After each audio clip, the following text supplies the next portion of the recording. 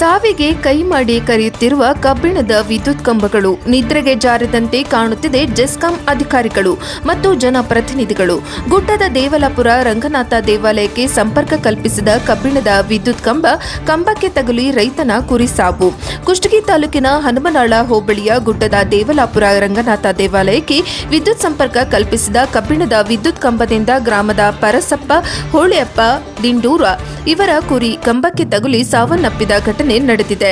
ಹಲವು ವರ್ಷಗಳಿಂದ ಕಬ್ಬಿಣದ ಕಂಬಗಳ ಮೂಲಕವೇ ರಂಗನಾಥ ದೇವಾಲಯಕ್ಕೆ ವಿದ್ಯುತ್ ಸಂಪರ್ಕ. ಕಬ್ಬಿಣದ ಕಂಬಗಳು ಮಳೆಯಿಂದ ಅರ್ಥ ಆಗಿ ಹಲವು ಪ್ರಾಣಿ ಪಕ್ಷಿಗಳು ಪ್ರಾಣವನ್ನ ಕಳೆದುಕೊಂಡಿವೆ. ಇಷ್ಟಾದರೂ ಎಚ್ಚೆತ್ತುಕೊಳ್ಳದೆ ಕಂಬದ ಸುತ್ತಲೂ ಪ್ರಾಣಿ ಪಕ್ಷಿಗಳು ಜನರು ಹೋಗದಂತೆ ಸುತ್ತಲೂ ತಂತಿ ಬೇಲಿ ಅಳವಡಿಸಿದೆ. ಅಧಿಕಾರಿಗಳ ನಿರ್ಲಕ್ಷ್ಯ ವಹಿಸಿರುವುದು ಎದ್ದು ಕಾಣುತ್ತಿದೆ. ಪ್ರಾಣಿಗಳನ್ನ ಕಳೆದುಕೊಂಡ ರೈತರು ಜೆಸ್ಕಾಂ ಇಲಾಖೆ ವಿರುದ್ಧ ಹಿಡಿಶಾಪ ಹಾಕುತ್ತಿದ್ದಾರೆ. ಹಾಗಾಗಿ ಕೂಡಲೇ ಸಂಬಂಧಿಸಿದ ಅಧಿಕಾರಿಗಳು ಹಾಗೂ ಜನಪ್ರತಿನಿಧಿಗಳು ಸಾವಿಗೆ ಕೈ ಮಾಡಿ ಕರೆಯುತ್ತಿರುವ ಕಬ್ಬಿಣದ ಕಂಬದಿಂದ ಮುಕ್ತಿ ನೀಡಬೇಕೆಂದು ಸಾರ್ವಜನಿಕರು ಒತ್ತಾಯಿಸಿದ್ದಾರೆ.